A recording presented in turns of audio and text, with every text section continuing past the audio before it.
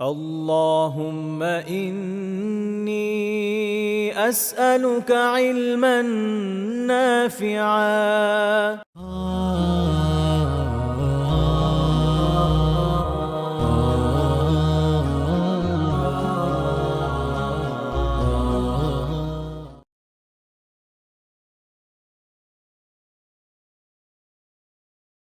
الحمد لله نحمده ونستعينه ونصلي على رسوله الكريم وعلى آله وصحبه أجمعين أما بعد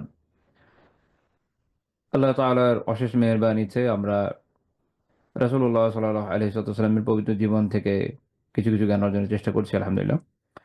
আহ পেছনে আমরা যে আলোচনায় ছিলাম সেটা হচ্ছে যে আত্মীয়-স্বজনের সাথে রাসূলুল্লাহ সাল্লাল্লাহু আলাইহি ওয়াসাল্লামের যে ব্যবহার, তার যে আচরণ সেটা থেকে আমরা আমাদের জীবনে কিছু পাথেয় অর্জনের চেষ্টা করেছি, কিছু শিক্ষা অর্জনের চেষ্টা করেছি। ওয়ালিল্লাহিল হামদ। আজকে আমরা তার জীবনের আরেকটি গুরুত্বপূর্ণ দিক আ থেকে আলোচনা শুরু করব এবং সেখান থেকেও কিছু শিক্ষা অর্জনের চেষ্টা ইনশাআল্লাহ তাআলা করব। যেটা আ এমন একটা বিষয় আমাদের প্রত্যেকের জীবনের সাথে জড়িত, কিন্তু দুঃখের বিষয় হচ্ছে যে এই বিষয়ে আমরা অনেক বেশি উদাসীন, অনেক বেশি গাফেল এবং আমাদের সমাজে এই বিষয়টাকে সেভাবে গুরুত্ব দেওয়া হয় না এবং এইটা যে এই জায়গাতে ভুল করে এবং এই জায়গাতে অপরাধ যে একটা কবিরা গুনাহ, এটা মানুষের খেয়ালও থাকে না। ফলে মানুষের মধ্যে যে সকল গুনাহ ব্যাপক হারে বিস্তার লাভ করেছে তার মধ্যে এইটা একটা। সেটা কি? সেটা হচ্ছে প্রতিবেশীর হক নষ্ট করা। প্রতিবেশীর হক নষ্ট করা বা তাদের উপর বিভিন্ন ধরনের অত্যাচার, নিপীড়ন চালানো। প্রতিবেশীর হক আ অত্যন্ত গুরুত্বপূর্ণ একটা বিষয়। অত্যন্ত গুরুত্বপূর্ণ এবং আমরা দেখব যে রাসূলুল্লাহ সাল্লাল্লাহু আলাইহি ওয়াসাল্লাম এই বিষয়ে কি পরিমাণ উৎসাহ আমাদেরকে দিয়ে গেছেন, কিভাবে আমাদের নির্দেশনা দিয়েছেন, কিভাবে আমাদের জন্য সঠিক পথ নির্দেশনা করেছেন, নিজে কিভাবে তার ব্যক্তি জীবনে সেটাকে আমলে পরিণত করে আমাদের জন্য শিক্ষার উপকরণ দিয়ে গিয়েছেন। প্রতিবেশী এমন একজন যে সবসময় আমাদের পাশেই থাকে এবং প্রতিবেশী বিষয়টা আসলে একটা ব্যাপক বিষয়। এটা আমরা সামনে দেখব ইনশাআল্লাহ তাআলা। আম আমাদের বাসায়, আমাদের আশেপাশে যারা থাকে তারা যেমন প্রতিবেশী, আমাদের ভাড়া বাসায় হতে পারে, আমাদের স্থায়ী বাসায় হতে পারে। আমাদের সাথে যারা সফরে বিভিন্ন সময় যাতায়াত করছে তারা আমাদের প্রতিবেশী। অর্থাৎ আপনি বাসে যাচ্ছেন, আপনার আশেপাশে যারা বসছে এরা আপনার প্রতিবেশী সাময়িক সময়ের জন্য। আপনার সাথে কেউ কোথাও বসে আছে, ওই সময় ওই অবস্থায় সে আপনার প্রতিবেশী। তো প্রতিবেশিত বিষয়টা এরকম। কোনটা স্থায়ী, কোনটা সাময়িক, কোনটা একদমই অস্থায়ী, ক্ষণিকের জন্য। এমনকি কোনো বর্ণনা থেকে স্ত্রীও প্রতিবেশী হিসাবে বর্ণিত আছে। এটা আমরা দেখব ইনশাআল্লাহ তাআলা। তো প্রতিবেশী বিষয়টা তাহলে আমরা জানলাম যে এটা একটা ব্যাপক বিষয়, যে প্রতিবেশীর সেন্সটা একদম খুবই সীমাবদ্ধ ১ টা ২ টা ক্ষেত্রের মধ্যে আবদ্ধ নয়। প্রতিবেশী আসলে একটা ব্রড একটা ব্রড টার্ম, যেটা থেকে অনেক বিষয় এর ভিতরে চলে আসে এবং অনেক ধরনের লোক এর ভিতরে অন্তর্ভুক্ত হয়। প্রতিবেশী বিভিন্ন ধরনের হয়। আ শুধু প্রতিবেশী, মুসলিম প্রতিবেশী, কাফের মুশরিক প্রতিবেশী। আবার মুসলিম প্রতিবেশীর ভিতর হতে পারে আপনার আত্মীয় মুসলিম প্রতিবেশী। আপনার কোনো একজন আত্মীয় আপনার আশেপাশে থাকে, অনেকেরই থাকে। তো এরকম একই ধরনের প্রতিবেশী হয়, তাদের আবার আলাদা হক আছে, কে কতটুকু গুরুত্ব পাবে। এগুলো শরিয়া এত মিনিট ডিটেইলস এর সাথে বলে দিয়েছে যে আমাদের আসলে এখানে অজ্ঞতার কোনো ওজোর থাকে না। কিন্তু দুঃখের বিষয় হচ্ছে যে বিষয়গুলো আমরা জানি না, বুঝি না, শিখি না এবং আমাদের জীবনের অ্যাপ্লিকেশন নাই। ফলে আমরা আমাদের নিজেদের বাসস্থানে, যেটা আমাদের সবচেয়ে নিরাপদ জায়গা হওয়া উচিত ছিল, সেখানে আমরা নিরাপদ থাকতে পারি না। এবং আমাদের দেশে যেটা হয় যে আমরা দেখি একজন দ্বারা আরেকজন, প্রতিবেশীরা একজন দ্বারা আরেকজন নিপীড়িত, নিগৃহীত হয় বিভিন্নভাবে। আম একজন একজনের জমি মেরে দেওয়া থেকে নিয়ে জমির আইল মেরে দেওয়া, তারপর হচ্ছে পাশে বাউন্ডারি এগিয়ে দেওয়া, আরেকজনের উপরে শেড এগিয়ে দেওয়া, যাতে তার ওখানে দেখা যাচ্ছে যে ছায়া পড়ে যাচ্ছে, সে রোদের আলো পাচ্ছে না। কারো এমনও আমরা দেখেছি, আপনারা হয়তো বিভিন্ন সময়ে পত্র-পত্রিকায় দেখে থাকবেন যে কারো হয়তো এই কাজ করেছে যে তার আরেকজনের বাসায় ঢোকার রাস্তা বন্ধ করে দিয়ে বসে আছে। তো এরকম অনেক ধরনের কাজ আমাদের এই দেশে হয়। অথচ এগুলো এত ভয়ানক কাজ, এত ভয়ানক ধরনের গুনাহ, যেটা মানুষকে জাহান্নামে নিয়ে যাওয়ার জন্য যথেষ্ট। আল্লাহ তাআলা আমাদেরকে হেফাজত করুন, আমিন। কারণ প্রতিবেশীর হক অত্যন্ত গুরুত্বপূর্ণ। প্রতিবেশী যেহেতু সবসময় আমাদের সাথে থাকে এবং আমরাও কারো প্রতিবেশী, আরেকজন যেমন আমার প্রতিবেশী, আমরাও কারো না কারো প্রতিবেশী। এবং প্রতিবেশীরা যদি পারস্পরিক হকগুলো ঠিকমতো আদায় করে তাহলে সমাজটা অনেক সুন্দর হয়ে যায়।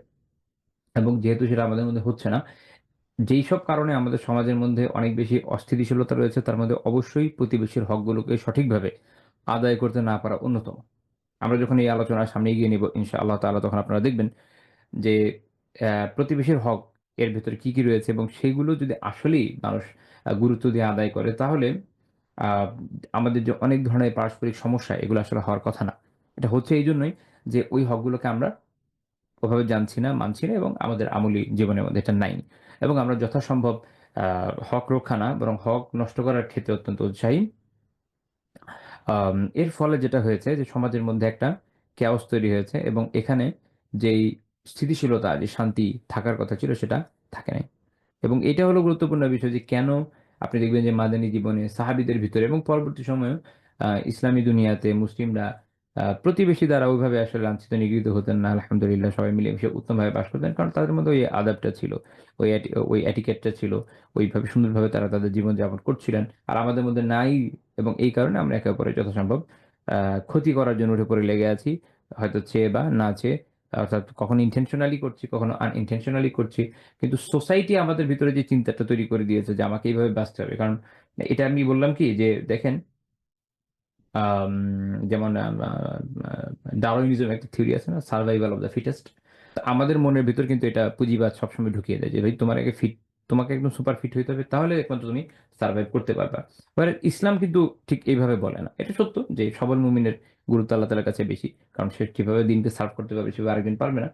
কিন্তু তার মানে এই না যে দুর্বল মুমিনের কোনো সুযোগ নেই। এজন্য আমরা দেখি যে তাদের বিভিন্নভাবে সুবিধা দেওয়ার ব্যবস্থা ইসলাম করছে। যে তার যদি ভাতা লাগে সেটা কিভাবে দেওয়া হবে, তাকে কিভাবে হেল্প করা হবে, এভরিথিং। এটা শারিয়া বলে দিচ্ছে। অর্থাৎ আমাদের শারিয়াটা এরকম বলে না যে শুধুমাত্র যে ফিটেস্ট সে টিকবে, এরকম না। সবাই টিকবে। যে ফিটেস্ট তার বরং দায়িত্ব বেশি। তার দায়িত্ব এইজন্য বেশি যে ফিট না, তাকে এগিয়ে নেওয়ার কাজটা তাকেই করতে হবে। তো এইভাবে শারিয়া সবাইকে নিয়ে এগিয়ে যাওয়ার একটা পন্থা আমাদেরকে দিয়েছে। এর বিপরীতে আপনি যদি আধুনিক পুঁজিবাদ বা বিভিন্ন ইভেন সমাজতন্ত্রের ক্ষেত্রেও দেখেন, তাদের চিন্তাটা তো এরকম না। কিন্তু এইসব জায়গাতে ওই ডারউইনিজমের মধ্যে সার্ভাইভাল অফ দ্য ফিটেস্ট চলে। আপনি যদি একদম ফিটেস্ট হন তাইলে আপনি সার্ভাইভ করতে পারবেন। এখন এটা তো আমাদের মনে মগজে বসে গেছে। এখন আমরা কি করি? আমরা হ্যাডাম দেখাতে চাই। প্রতিবেশীর সামনে, সবার সামনে যেকোনো জায়গায়। যেখানে আমার খুব হ্যাডাম দেখায় চলতে হবে, খুব পাওয়ার দেখায় চলতে হবে এবং অন্যের উপরে যতটুকু পারা যায় নিগ্রহ করে নিজেকে খুব বড় কিছু প্রুভ করতে হবে এবং এভাবে আমাকে চলতে হবে। এখন আমি যদি প্রতিবেশীর সাথে খুব ভালো সুসম্পর্ক রাখি, এভাবে সবার হক আদায় করি, সবাইকে এই নমনীয় ব্যবহার করি, তাহলে তো আমার কি হবে? আমার তো মান-ইজ্জত থাকবে না। এবং নিজের মান-ইজ্জত জাহির করার জন্য দেখা যাচ্ছে প্রতিবেশীর হক নষ্ট করছে, প্রতিবেশীর উপর হামলা করছে, প্রতিবেশীকে বিভিন্নভাবে কষ্ট দিচ্ছে। এবং আরেকটা গুরুত্বপূর্ণ বিষয় হচ্ছে যে এহসান নাই। কোনো জায়গায় হয় কি যে আমি আমার যে হকটা আছে এটা ছেড়ে দিয়ে এহসান করতে পারি। কারণ দুনিয়াটা আসলে এমনভাবে চলে, ধরেন ৩-৪ জন মানুষ একসাথে যদি থাকে, সবাই সমপর্যায়ে যে নিজেদের হক এটা আদায়ের মাধ্যমে একসাথে সবসময় coexist নাও করতে পারতে পারে। বরং কখনো এমন হবে যে একজনের একটু বেশি লাগবে, একজনকে এজন্য ছাড় দিতে হবে। আবার কখনো উল্টা হবে। মানে ১ম এ যদি কজন খকে ছাড় দেয়, পরের বার খকে কয়েকজনের একটু ছাড় দিতে হবে। এভাবে কিন্তু সোসাইটি চলে। তো আমরা কিন্তু এটা করতে আগ্রহী না।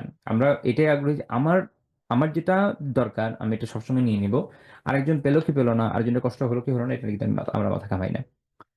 এই হচ্ছে বিষয় যেটা আমাদের সমাজকে এখন নষ্টের দিকে নিয়ে যাচ্ছে। একই রকমভাবে আপনি দেখবেন প্রতিবেশীরা আ একে অপরকে দুঃখিত আমার আসলে গলাটা খুব খুশখুস করতেছে।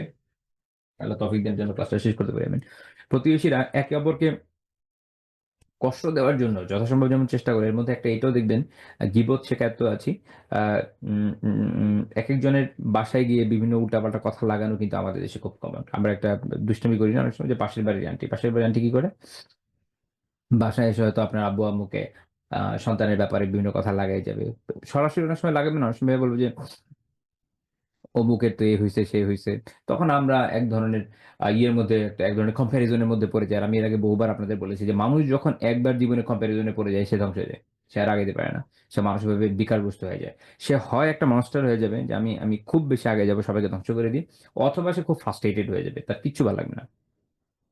তো কম্পারিজন এ যাওয়া যাবে না। হাদিস থেকে আমরা দেখেছি যে আমাদের কাজ হচ্ছে যে আ মানে আসফালা মিনকুম তোমাদের নিচে যে আছে তার দিকে দেখো। আল্লাহ রাসূল সাল্লাল্লাহু আলাইহি ওয়াসাল্লাম যেমন আমাদেরকে শিখিয়ে গেছেন যে নিচের জনকে দেখেন, আল্লাহর শুকরগুজারি করেন, উপরের জনকে দেখেন না। তাহলে কম্পারিজন এ ঢুকবেন, মানসিকতা নষ্ট হয়ে যাবে, মন খারাপ থাকবে। আ জীবনটা আপনি আর ওভাবে উপভোগ করতে পারবেন না। ইসলাম জীবনকে উপভোগ করতে না করে নাই। কিন্তু সেটা বৈধ পন্থায়। কিভাবে করতে হবে? বৈধ পন্থায়, অবৈধ পন্থায় না। এই যে বিভিন্ন অবৈধ পন্থায় মানুষ যেভাবে উপভোগ করে, এটা কোনো উপভোগ না। এটা আসলে itself এটা একটা আযাব, এটা একটা সাজা। এবং এটা এমন সাজা যে বান্দা বুঝতেই পারছে না সেই সাজার মধ্যে আছে। আল্লাহ তাআলা আপনাকে, আমাদের সবাইকে এই ধরনের সাজা থেকে হেফাজত করুন। হালালভাবে জীবনকে উপভোগের তৌফিক দিন। আমিন। তো পয়েন্ট হলো এখানে এভাবে পরিবেশ পরি ইয়াতে প্রতিবেশীরা কি করে? সংসারের মধ্যে অশান্তি সৃষ্টি করে। ঈর্ষা করে, হিংসা করে, আরেকজনকে কষ্ট দেওয়ার চেষ্টা করে, কারো দোষ ত্রুটি থাকলে এটা প্রকাশ করে দেয়, সম্মান নষ্ট করে। কারো ব্যাপারে জানলো যে এর এই সমস্যা আছে, তো এটা তো তার ঢোল নিয়ে বলা দরকার নেই। সে পারলে মাইক নিয়ে জ্বালায়, পারলে এখন তো আছে হোয়াটসঅ্যাপ, আগে তো এগুলো বলা যেত, এখন হোয়াটসঅ্যাপে চ্যাটরুম গ্রুপ আছে, গ্রুপে মনে করেন আন্টিরা একসাথে বসে একজন কিংবা আঙ্কেলরা বসে একজন একজন সবাই সবাইকে জানিয়ে দিচ্ছে অমুকের এই হয়েছে সেই হয়েছে। এই যে বিভিন্ন ধরনের সমস্যা আমরা দেখতে পাচ্ছি, খুব দুঃখজনক। আমরা অনেক সময় প্রযুক্তি, আলহামদুলিল্লাহ প্রযুক্তি আমরা পাই, প্রযুক্তির কল্যাণ আছে, সেটাকে কল্যাণ কাজে ব্যবহার করা যায়। যেমন আমরা এখন একটু চেষ্টা করছি এটা কল্যাণ কাজে ব্যবহার করতে, আলহামদুলিল্লাহ কোনো সমস্যা নেই কল্যাণ কাজে ব্যবহার করতে, কিন্তু আমরা এটাকে অকল্যাণকর কাজে ব্যবহার করি এবং ভালোর জায়গায় খারাপ করি, এটা হচ্ছে নেগেটিভ বিষয়। তো এই কারণে আমাদের প্রতিবেশীর যে হকগুলো ঠিকমতো আদায় না করা এবং তাদেরকে কষ্ট দেওয়ার মাধ্যমে আমরা সমাজকে এভাবে নষ্টের দিকে নিয়ে যাচ্ছি। প্রতিবেশীরা যদি একে অপরের সহায়ক হতো, একসাথে মিলে কাজ করতে পারতো, সমাজের অনেক মুনকার দূর হয়ে যেত। মনে করেন একটা অ্যাপার্টমেন্ট বিল্ডিং, ধরেন এটার মধ্যে ফরসে যে 12টা মনে করেন যে ফ্ল্যাট আছে, 12টা ফ্ল্যাট মিলে একটা সমিতি আছে। এখন আলহামদুলিল্লাহ সবাই মিলে যদি চেষ্টা করে যে আমরা এই জায়গাটা দিনী পরিবেশ কায়েম করবো, অসম্ভব কিছু না। আমি নিজে এরকম দেখেছি বা জানি, আমার এক জুনিয়র ছিল ঢাবিতে। তো তাদের অ্যাপার্টমেন্ট ছিল এরকম, আলহামদুলিল্লাহ ওরা ভিতরে মসজিদ তৈরি করে, মানে একটা নামাজের জায়গা তৈরি করেছে। তারা সেখানে বিভিন্ন আলিমদেরকে বিভিন্ন সময় দাওয়াত করে নিয়ে গেছে। মানে আমার এখন অনেক বছর ওদের সাথে যোগাযোগ নাই, জন্য যে এখন কি অবস্থা চলছে, বাট আমি যখন শুনেছি খুব ভালো লেগেছে এটা শুনে, যে এরকম আলিমদেরকে দাওয়াত করে নিয়ে যায়, তারা ওখানে বয়ান করে, যে ওখানে পুরুষদের উদ্দেশ্যে মেয়েদের জন্য আলাদা এরকম ব্যবস্থা আছে, আলহামদুলিল্লাহ সুন্দর। মানে একটা একটা সোসাইটি একসাথে যদি কাজ করে কত কিছু করতে পারে। তারা রমাদানের বিশেষ প্রোগ্রাম নিচ্ছে, আলহামদুলিল্লাহ। তারপরে এরকম বেশ কিছু বিষয়, শিক্ষা বিষয় উদ্যোগ তাদের আছে।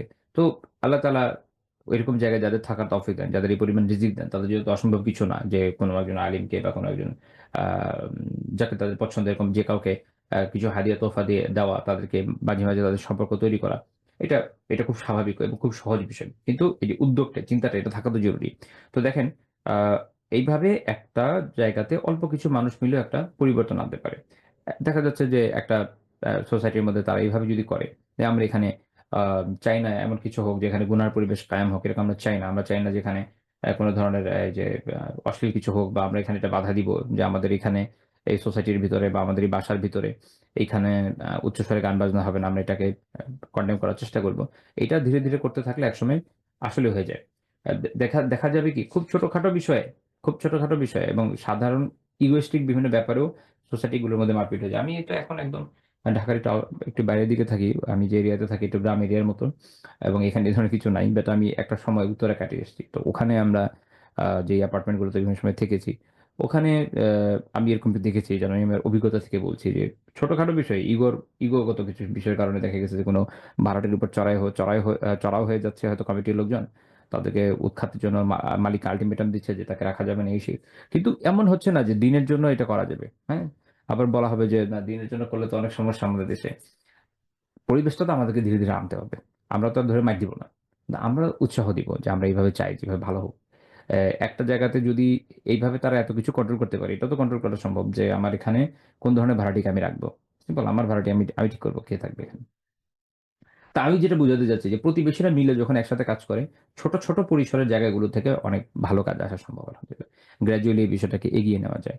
কিন্তু এটা যদি না করে, নিজেরা একসাথে এইভাবে না করে, এবং এই যে একজন একজনের পিছনে থেকে লেগে থাকে এবং গুনাহের কাজে একে অপরকে সাহায্য করতে থাকে, তাহলে কিন্তু দেখা যাবে এরা মিলেমিশে একসাথে ধ্বংস হয়ে যাবে। দেখা গেল কেউ কারো আলহামদুলিল্লাহ বিয়ে হয়েছে, এখন তার নিজের মাথা ব্যথা নেই, আশেপাশে সবার প্রতিবেশীদের মাথা ব্যথা আছে, কেন তুমি একটা বড় অনুষ্ঠান করবে না, অনেক গান বাজনা করবে না। এইভাবে তারা কি করে, একজন একজনকে ঠেলতে থাকে যে চলো, আমি একই জাহান্নামে কেন যাবো, তোমাকে নিয়ে যাবো, তুমি আমার একজন প্রতিবেশী, আমি ওখানে একা একা ফিল করবো, তোমাকে আমি সাথে নিয়ে যাবো। আমাদের দেশে এই সিচুয়েশন আমার দেখা অনুযায়ী হয়ে গেছে এরকম, আল্লাহ মাফ করেন। তো তাহলে প্রতিবেশীর একসাথে যদি থাকে, নিজেদের হকগুলো আদায় করে, আলহামদুলিল্লাহ অনেক সুন্দর ইয়ে তৈরি হতে পারে। এবং তারা যদি একে অপরের হকগুলোকে নষ্ট করে, এবং দেখেন এই যে আমি এখানে একটা উদাহরণ দিচ্ছিলাম, যে একজন একজনকে যখন এই গান বাজনার জন্য ঠেলছে বা এই ধরনের যে কোনো কাজের জন্য ঠেলছে, যেটা সরাইভাবে সঠিক না, সে বাহ্যিকভাবে মনে হচ্ছে যে সে তো খুব একটা তাকে হেল্প করছে কোনো একটা বিষয়, কিন্তু হেল্প করছে কি কি কি কাজে?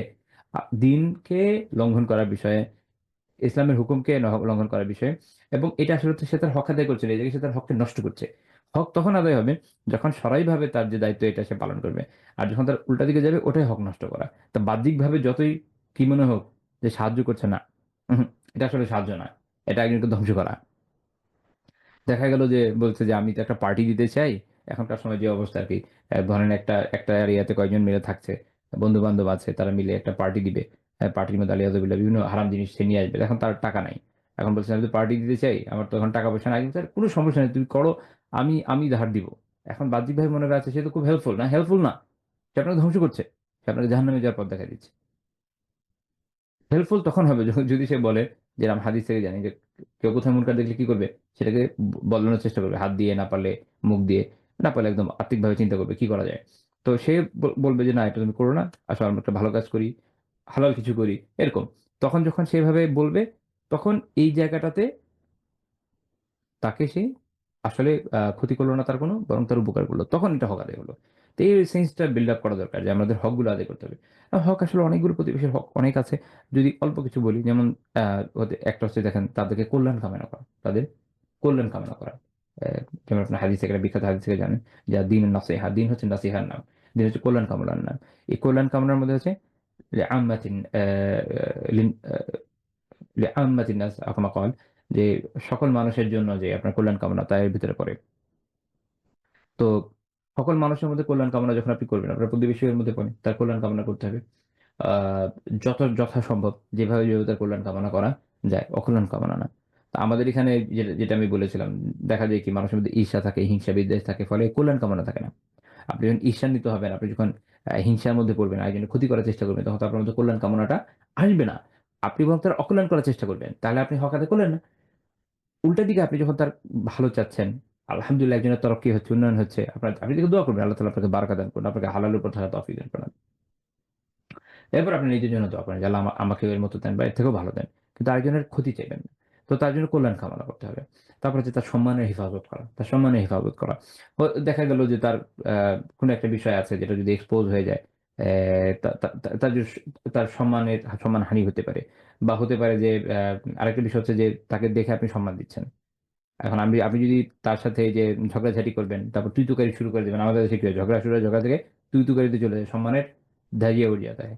তো এইভাবে হলে আপনার সম্মানের হেফাজত হবে না। সম্মানের হেফাজত করতে হবে, আরেকজনকে সম্মান দিতে হবে। আমরা এটা পরে হাদিস থেকে দেখব যে এটা ঈমানের আলামত যে প্রতিবেশীকে সম্মান করা। এটা ঈমানের আলামতের মধ্যে পড়ে। খেয়াল রাখা দরকার। এখন প্রতিবেশী হতে পারে যে আমার থেকে একটু লোয়ার ক্লাস। হতে পারে আমার থেকে একটু আপার ক্লাস। এখন আপার ক্লাস হলে আমরা কি করি? পারলে নমঃ করি। লোয়ার ক্লাস হলে আমাদের তো মনে করেন নিজেরাই একটু আ আপার ফিল করি। এরকম না। আপনার প্রতিবেশী যে কোনো প্রফেশনের হোক, আপনার থেকে আর্থিক অবস্থান যদি কমও হয়, আপনি তাকে সম্মান দেন। কারণ এটা তার হক যে আপনি তাকে সম্মান করবেন। আপনি যে অফিসে বস, আপনার প্রতিবেশী যদি ওই অফিসের ক্লার্কও হয়, আপনি তাকে যখন অফিসে আছেন, হ্যাঁ, সে আপনাকে স্যার ডাকুক, সমস্যা নাই। কিন্তু যখন আপনার বাসায়, তখন আপনি তাকে সম্মান করেন, সে আপনার প্রতিবেশী। এবং হতে পারে আপনার বয়সেও বড়। তো এইসব জায়গাগুলোতে কি করতে হবে? সম্মানের হেফাজত করতে হবে। তারপর হচ্ছে তাদের দোষ ত্রুটিগুলোকে গোপন করতে হবে। হতে পারে আপনার সামনে তার কোনো দোষ চলে আসলো। আমরা বিভিন্ন হাদিস থেকে জানি যে একজন মুমিনের দোষ গোপন করা অনেক বড় একটা নেক আমল। আল্লাহ তাআলা তখন এই বান্দার দোষগুলোকে গোপন করেন। তো এমন দোষ যেটা দেশ জাতির জন্য ক্ষতিকর। এখন সে বসে দেশের ভিতরে কোথাও একটা মনে করেন এমন একটা প্ল্যান করছে, একটা নাশকতার প্ল্যান করছে, অ্যাকচুয়াল নাশকতা মানে আমাদের দেশের ওই যে পুলিশ নাশকতার জন্য গ্রেফতার করে এই টাইপের নাশকতা না। অ্যাকচুয়ালি একটা নাশকতা। যে আলহামদুলিল্লাহ আসলে দেশের মধ্যে ওইভাবে নাশকতা আমাদের দেশে হয় না। Very rare. আ তো অ্যাকচুয়ালি এমন কিছু হচ্ছে যেটা আসলে ক্ষতিকর, বা কেউ একটা প্ল্যান করছে অমুককে মেরে ফেলবে। হ্যাঁ? এবং এটা হারাম একটা বিষয়। আপনি জেনে গেলেন। এটা এক্সপোজ করে দেওয়া জায়েজ। যেন আরেকজন ক্ষতি থেকে বাঁচে। কিন্তু এমনিতেও অনেক ধরনের ইস্যু হতে পারে। হতে পারে যে একদিন উম তার এমন একটা ঘটনা তার ঘটলো আপনার সামনে যে আপনি এটা নিয়ে এটা না আসলে হাসি ঠাট্টা করা যায়। একজনের সাথে মজা নেওয়া যায়। তো আমরা কি করি? এটা আমাদের ঝুলির মধ্যে রেখে দেই। তারপর যখন আরেকজন পরিচিতের সাথে আলোচনা হয়, তখন বলি যে, "জানো অমুকের সাথে না এই ঘটনা হয়ে গেছিল। হে, হে, হে।" এটা জায়েজ না। আপনার কাজ হচ্ছে তার দোষ ত্রুটিকে কি করবেন? গোপন করে রাখবেন। এটা মানুষকে নিয়ে হাসি ঠাট্টার বিষয় না। তো হাসি ঠাট্টা করবেন কেন? আবার আরো বিভিন্ন ধরনের হতে পারে। কোনো গোপন গুণা তো থাকতে পারে যেটা আপনার সামনে হয়তো ধরা পড়ে গেছে। এর প্রয়োজন নেই। এটা আপনি এক্সপোজ করা থেকে দূরে থাকেন।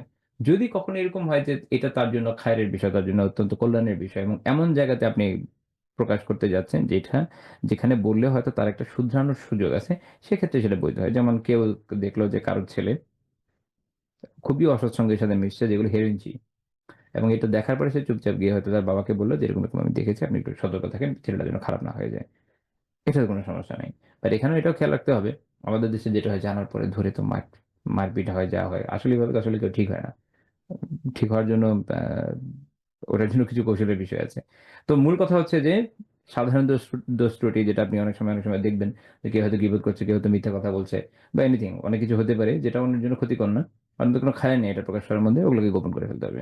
তারপর হচ্ছে প্রতিবেশীর গায়ের মাহারাম যারা আছে তাদের থেকে নিজের নজরকে হেফাজত করতে হবে। আমরা সামনে দেখবো যে অন্য জায়গা থেকে, অন্য জায়গায় জিনা, অন্য জায়গায় নজর হেফাজত না করাটা যতটা না খারাপ, প্রতিবেশীর ক্ষেত্রে এটা বেশি খারাপ।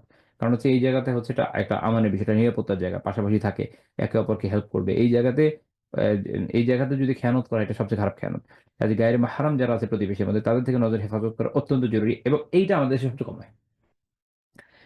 দুনিয়া সবার থেকেও যদি হেফাজত হয়, এই জায়গায় হেফাজত হয় না, ডেপ্ট করে তাকে। পাশের বাসে কি হচ্ছে, পাশের বাসের বারান্দায় কে আছে, পাশের বাসার ভিতরে কে আছে। আর আলিয়াজুবিল্লাহ এখন তো হচ্ছে আপনার এই যে বিভিন্ন গ্যালাক্সির একটা সেট আছে, আমাকে আমার এক ফ্রেন্ড দেখিয়েছিল, যে এটার মানে ইয়ে এত ভালো, মানে অনেক দূরে এত ক্লিয়ারলি দেখা যায় আরেক বাসার ভিতরে কে আছে কি করছে, অনেক দূর পর্যন্ত দেখা যায়। তো এইরকম একটা ফিতনার জামানে আমরা এখন আছি, কে যে কোথেকে কি ফোকাস করে আল্লাহ আলাম। এর বাসায় যারা থাকেন তারাও চেষ্টা করবেন ঘর কেমন ভাবে রাখেন যেন দূর থেকে ফোকাস করে আপনার বাসায় পর্দাটাকে কেউ নষ্ট করতে না পারে, এটাও আপনার খেয়াল রাখা জরুরি এখনকার সময়। কারণ সিচুয়েশন যেরকম আমাদের সেভাবে ওই অনুযায়ী আমাদেরকে পদক্ষেপ নিতে হবে। তো গায়ের মাহরামদের থেকে অবশ্যই নজর হেফাজত করতে হবে, বিশেষভাবে প্রতিবেশীদের থেকে। প্রতিবেশীর মেয়ে, প্রতিবেশীর বউ, প্রতিবেশীর যদি মা ইয়াং হয়, যাদের দিকে নজর দেওয়া বৈধ নয়, যথাসম্ভব নজরকে হেফাজত করেন। 8-10 জায়গার থেকে এই জায়গায় বেশি জরুরি যে আপনি এই জায়গায় নজরকে হেফাজত করবেন। তারপর হচ্ছে এমন কাজ থেকে বিরত থাকা দরকার যেটা তাদের সন্দেহের উদ্রেক করে, মানে তারা তাদেরকে আতঙ্কিত করে, এরকম হতে পারে না মানুষ এমন সব কাজ করে যে আশেপাশে আত্মীয় স্বজন আতঙ্কের মধ্যে পড়ে যায়। তো এটা খেয়াল রাখা জরুরি। কাউকে আতঙ্কিত করাটা শরীরে এমনিতেও বৈধ না, প্রতিবেশীকে করা আরো বেশি অবৈধ। এবং এমন কাজ থেকে বিরত থাকতে হবে যেটা তাদেরকে কষ্ট দেয়, বিভিন্ন রকমের ভাবে হতে পারে, বিভিন্ন রকম ভাবে হতে পারে। এখন মনে করেন আপনার একটা সিঁড়ি আছে, ছোট একটা চিকন সিঁড়ি, আপনি গিয়ে কি করলেন, এমন ভাবে জিনিসপত্র আপনার রাখলেন যেখানে মানুষকে রীতিমতো কুমফু কারাটের বিভিন্ন কসরত করতে করতে এই জায়গা থেকে পার হওয়া লাগে। তো এটা একটা অবৈধ কাজ। আপনি মানুষকে এমনি এইভাবে মানুষকে কষ্ট দিতে পারেন না কোনো জায়গায়, প্রতিবেশীকে তো আরো দিতে পারেন না। আরো বিভিন্নভাবে মানুষ কষ্ট দেয়, এটা আপনারা জানেন। এখন হিসাব করে যদি আমরা বসে বসে লিস্ট করি যে প্রতিবেশীকে কিভাবে কিভাবে কষ্ট দেওয়া যায় এবং কিভাবে কষ্ট আমাদের দেশের মানুষ দেয়, তাহলে দেখবেন যে বিশাল বড় একটা বই হয়ে গেছে। তো এটা আমরা আলোচনায় আগাচ্ছি না। তো এগুলো মোটা দাগে কিছু হুকুকের বিষয়, ইনশাআল্লাহ তাআলা, আল্লাহ তাআলা তৌফিক দান করুন, আমরা যেন আলোচনা এটা আদায় করতে সক্ষম হই। আমি কোরআনে আল্লাহ তাআলা বিশেষভাবে এই সদ্ব্যবহারের নির্দেশনা প্রতিবেশীর সাথে দিয়েছেন। সূরা নিসা 36 নম্বর আয়াতটা বলবেন, আল্লাহ তাআলা কি বলেছেন, ও আবুদুল্লাহ, প্রথম নির্দেশ দিয়েছেন যে তোমরা আল্লাহ তাআলার ইবাদত করো, ওলা তুশরিকু বিহি শাইআ, তার সাথে কোনো কিছু শিরক করবে না। আচ্ছা, একদম সবচেয়ে গুরুত্বপূর্ণ নির্দেশনা। দ্বিতীয় কি, ওয়াবিল ওয়ালিদাইনি ইহসানা, এবং এহসান করো। এহসান করো কার সাথে?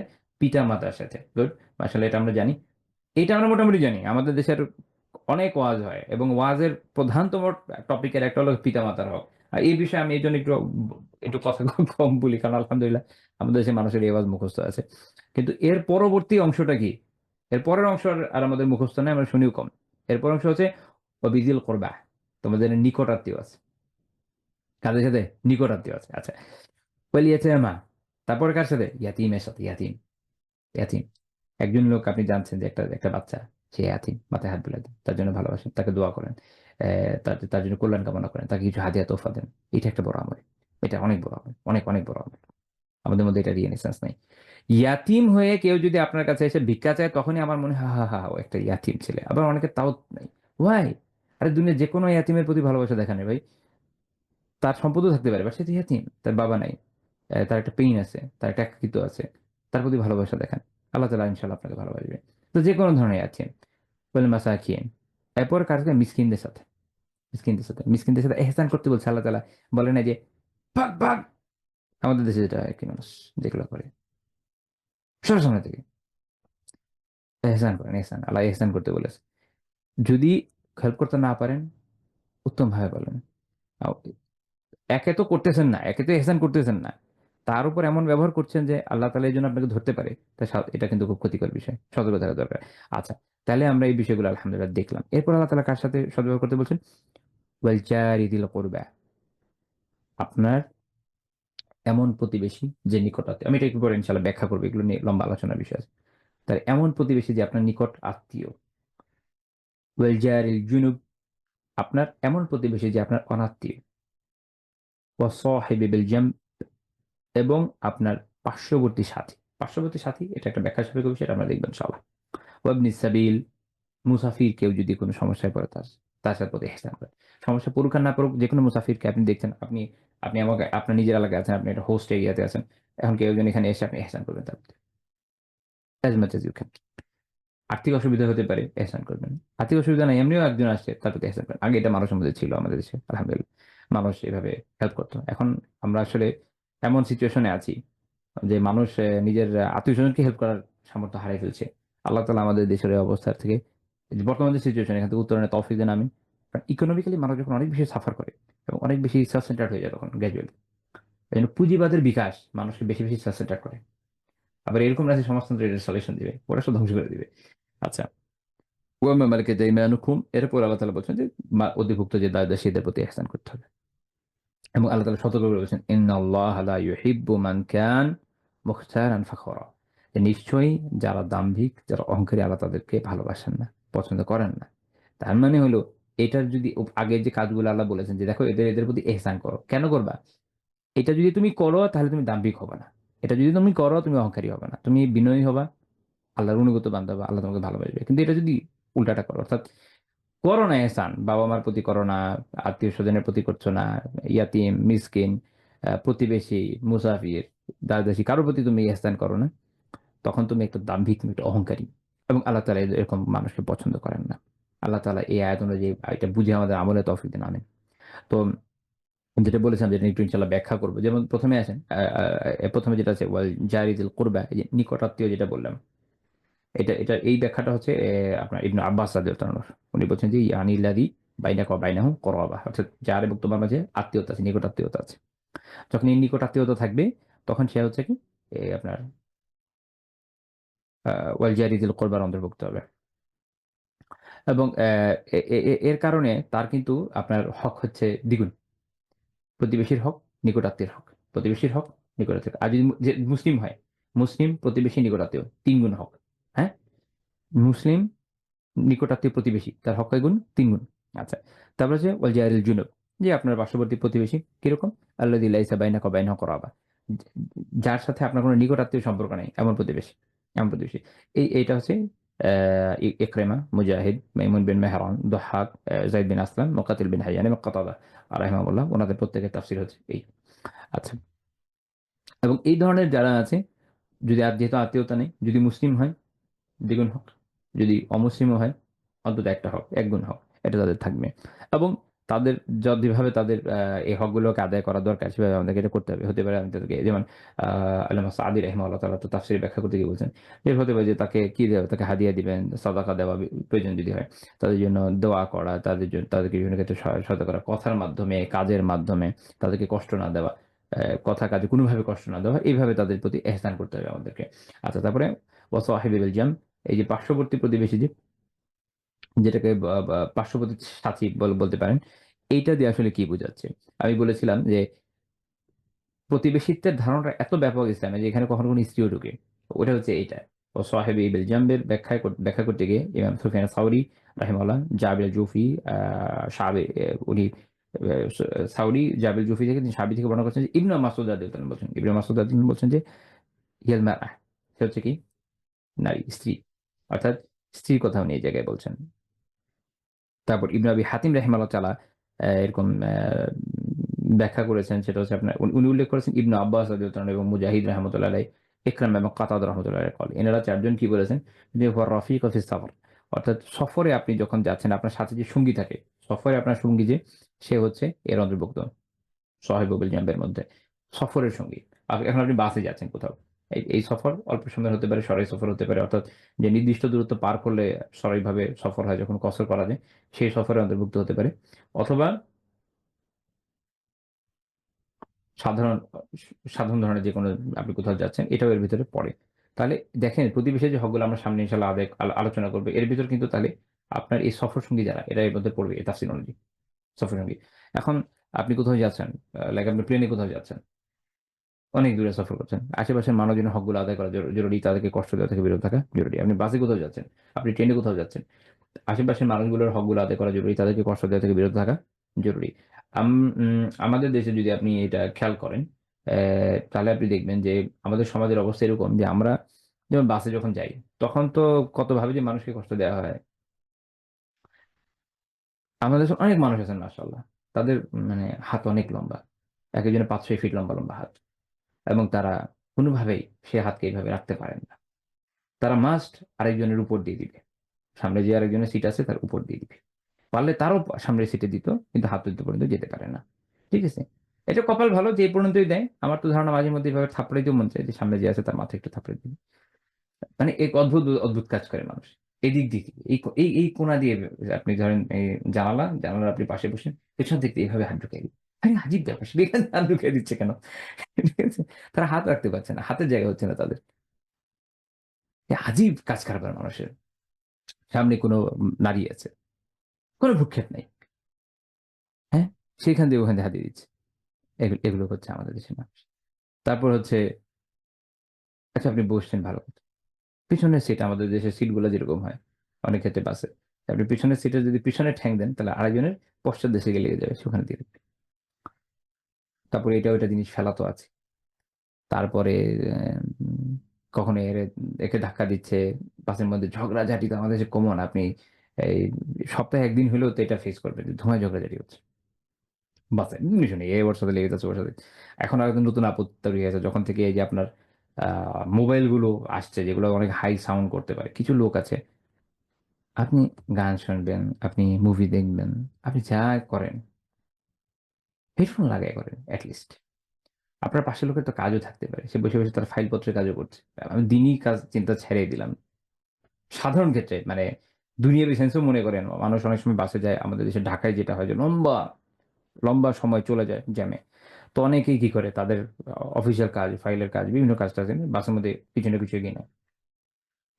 পাশে বসে আল্লাহর বান্দা ছেড়ে বসে থাকবে। এই সাউন্ডে কোনো গান ছাড়ছে, কখনো এই ছাড়ছে, কখনো ওই ছাড়ছে।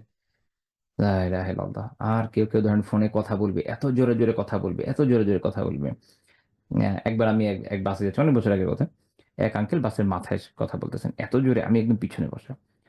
উনার চিৎকারে আমি পিছনে বসে টিকতে পারতেছি না। মানে এত জোরে, জোরে চিৎকার করছেন। তো আরেক ভাই পাশ থেকে বলতেছেন তাকে যে, "আঙ্কেল যেভাবে আপনি চিৎকার করছেন তাতে তো আপনার মোবাইলের আসলে প্রয়োজন নাই। আপনি এখান থেকে চিৎকার করেন বাসায় এমনি শুনতে পাবেন।"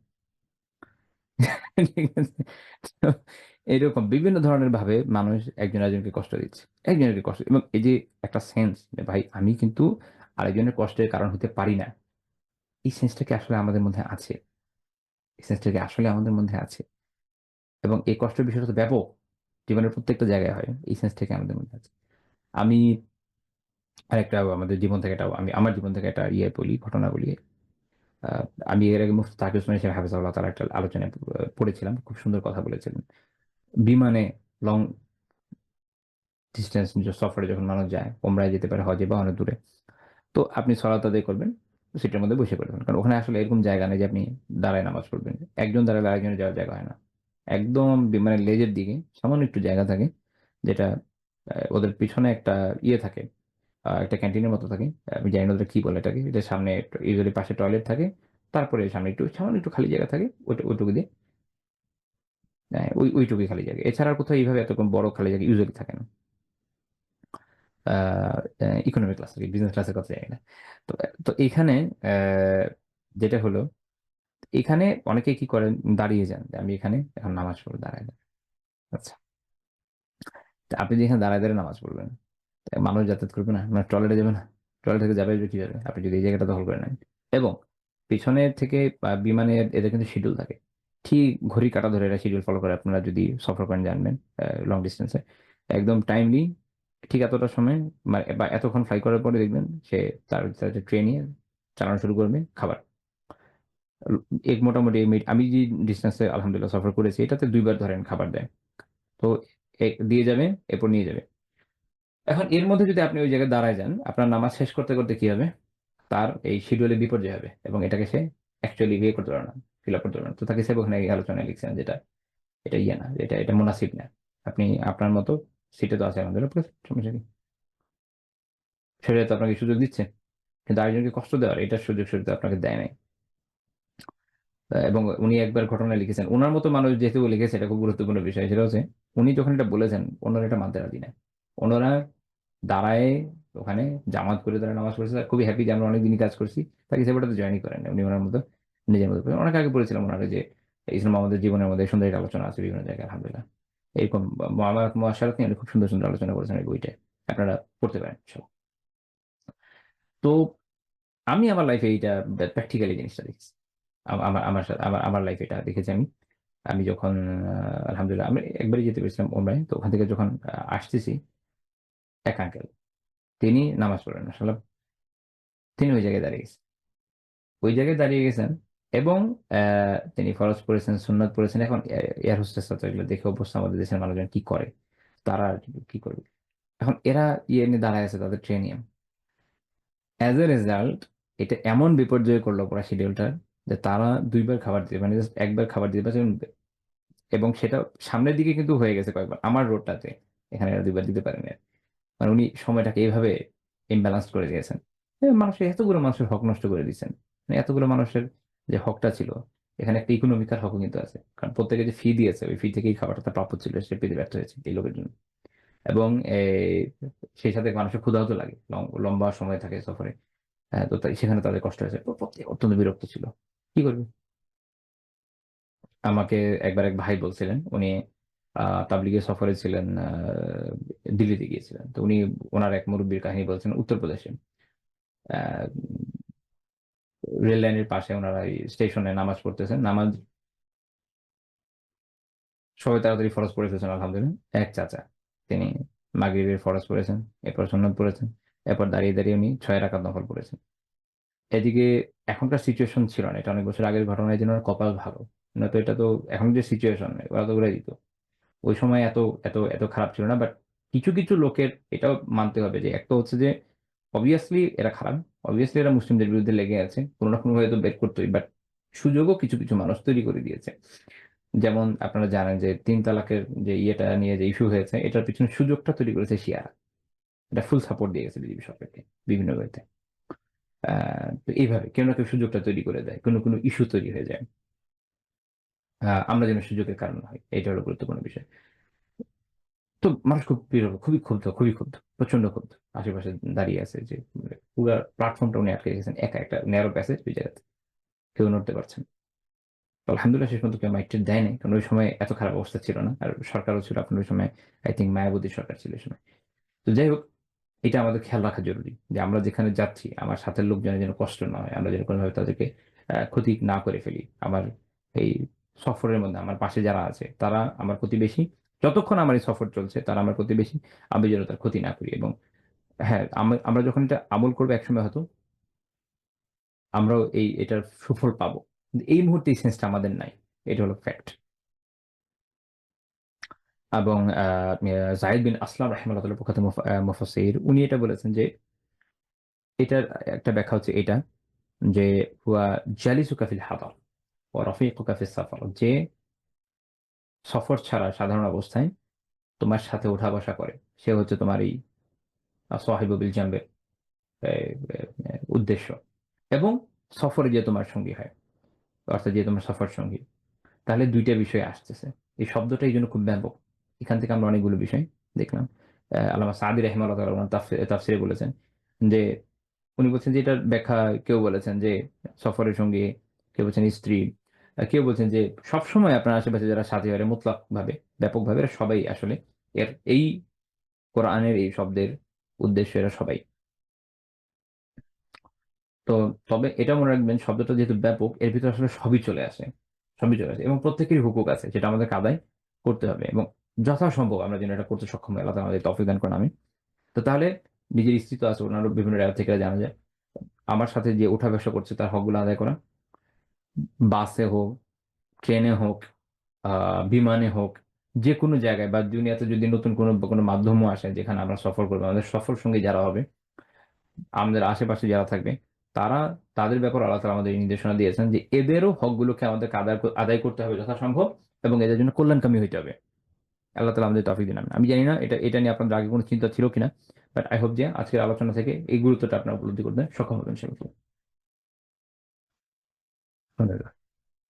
তো এরপর আমরা এটা একটু জানি যে রাসূলুল্লাহ সাল্লাল্লাহু আলাইহি ওয়াসাল্লামের প্রতিবেশী ছিলেন কারা। আমরা প্রথমে মদিনাতে ওনার প্রতিবেশীদের সম্পর্কে জানবো, পরে ইনশাআল্লাহ মক্কাতে ওনার প্রতিবেশী সম্পর্কে জানার চেষ্টা করবো। ইবনে হাজার রাহিমাহুল্লাহ তাআলা ফাথুল বারীতে ইমাম ইবনে সাদ রাহিমাহুল্লাহ তাআলা তাবাকাত থেকে উল্লেখ করেছেন যে উম্মু সালামা রাদিয়াল্লাহু আনহা বলছেন যে খানাল আনসার ইকসিরুনা ইদফা রাসূলিল্লাহি সাল্লাল্লাহু আলাইহি ওয়াসাল্লাম। রাসূলুল্লাহ সাল্লাল্লাহু আলাইহি ওয়াসাল্লামকে আনসাররা অনেক, অনেক হাদিয়া দিতেন, অনেক তোহফা দিতেন। এরা কারা ছিলেন? এরা হচ্ছেন কারা বেশি দিতেন? কারা বেশি দিতেন রাসূলকে? তারা হচ্ছে সাদ ইবনে উবাদাহ, সাদ ইবনে মুআজ, উমারাহ বিন হাজাম, আবু আইয়ুব, তারপর হচ্ছে রাদিয়াল্লাহু আনহুম। এনারা, এবং তিনি বলছেন যে কারণ কি? এর কারণ হচ্ছে ওয়াযালিকা লিকুরবি জিওয়ারিহিম মির রাসূলিল্লাহি সাল্লাল্লাহু আলাইহি ওয়াসাল্লাম। এর কারণ হচ্ছে তারা রাসূলুল্লাহর সবচেয়ে নিকট প্রতিবেশী ছিল। খুব কাছাকাছি এনারাই বাস করতেন। তো এখান থেকে আমরা সাহাবীদের একটা আদত দেখলাম যে তারা তাদের নিকট প্রতিবেশীদেরকে এভাবে হাদিয়া তোহফা দিতেন। আমরা তো ওই যে গিভ অ্যান্ড টেক চলে না? তুমি দিলে আমি দিব, আমি দিলে তুমি দিব। আম আল্লাহ রহম করেন। আমি একটা জিনিস শিখেছি। যাদেরকে আমি সম্মান করি, শ্রদ্ধা করি, তাদের থেকে আমি একটা জিনিস শিখেছি আলহামদুলিল্লাহ। সেটা হচ্ছে প্রতিবেশীকে যখন কিছু দিবেন তাদের কাছে এই সেন্সটা ক্যারি করবেন গ্র্যাজুয়ালি যে গিভ অ্যান্ড টেক এর জন্য না। আমি আপনার জন্য আমার নিজের আখিরাতের কল্যাণের জন্য আপনাকে আমি হাদিয়া দিই বা হেল্প করি বা যাই করি। আমি আজকে আপনাকে একটা হাদিয়া দিয়েছেন মানে এই না যে আপনাকে একটা দিতে হবে। আমাদের দেশে এরকম হয়ে গেছে যে আমি যদি কাউকে হাদিয়া দিতে চাই আরেকজন খুব টেনশনে পড়ে যায়। খুব টেনশনে পড়ে যায়। তাহলে আমাকে তো পাল্টা দিতে হবে। এই যে পাল্টা দেওয়ার একটা প্রবণতা এটা আমাদেরকে এমনভাবে নষ্ট করে দিয়েছে যে এখন আমরা দিতেই ভয় পাই। আমি যদি দেই আরেকজন দিবে।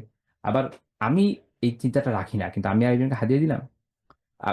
আমি দিলাম না। ধরেন আরেকজন আমাকে হাদিয়া দিল। আমি যদি না দেই সে তো মন খারাপ করবে। যে উনাকে তো আমি দিয়েছি কিন্তু উনাকে আমি গত ৪-৫ মাসে ৫-৬ বার হাদিয়া দিয়েছি। উনি আমাকে কিছু দেয়নি।